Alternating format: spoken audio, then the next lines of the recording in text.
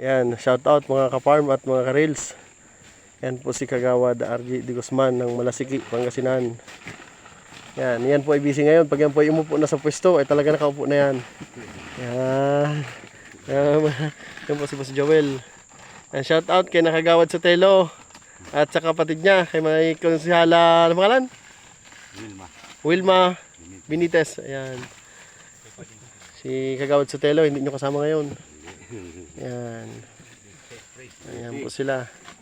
So, ito po yung patunay natin na hindi po bukyo yung ating demo ha. Kagawad. Bukyo ba? Bukyo o jumbo? Jumbo. Kaya sabihin na naman nila bukyo eh. Ayan o, ayaw po kasi natin ng drawing. Ito po i-share natin para po makatulong. Kaya kung kayo po ay mag-komento at hindi rin lang po makakatulong yung komento ninyo, itumigil na lang kayo. Ayan o. Tapos kayo po ay masasaktan kapag sinasabihan kayo na hindi kayo nakakatulong. Totoo naman nakakaperwisyo pa kayo. Ayan. Kaya kung hindi rin lang po makakatulong ang inyong komento, ay tumigil na lamang po kayo at manood at matuto. Ayan. Kaya hindi naman po tayo nakikipagpaligsahan. Ang layunin po natin makatulong. Ayan. Hello. Salamat. Ayan. Marami pa po tayong parating na mangga, mga ka-farm. Ayan. Ayun, nakapake na po doon. Ayan. Dito. Ayan po. Andun po yung truck sa labas. Ayan. Ayan. Oh. Yan. Hindi po naman inatago yung mga pikas-pikas na yan dahil ito po ay dinaanan ng sama ng panahon. Inulan ng full bloom. Yan. During critical stage po, hindi tinigilan ng ulan. Pero lumaban. Ayan. Hindi bukyo. Oh. Hindi siya bukyo. Jumbo. Yan. Yan po si Boss Joel Benitez. Oh. Nagtanggalan ng balat. Yan. Oh, ayan. Boss Joel, shout out.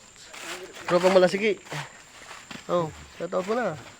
Shout out kay Kagawad RG Sotelo. Yun! Ba't di sumama? Ba't di sumama, no? Busy pa siya ito. Sige. Mangga. Sa blue out na lang mapunta. Punta ako doon sa blue out. Kagawad, punta ako sa blue out mo, ha? Sabi ko sa'yo, Pagkalan natin sa bus. ayun. Surprise. Hindi na surprise ito. Naka-video tayo. Hindi niya alam yung araw. Hindi niya alam yung araw, no? Oo. Ayun. Yan oo. Oh. Hindi naman bukyo yan eh. Ayun. Ayan po yung ating pabaon sa pabago-bagong panahon result. Yan.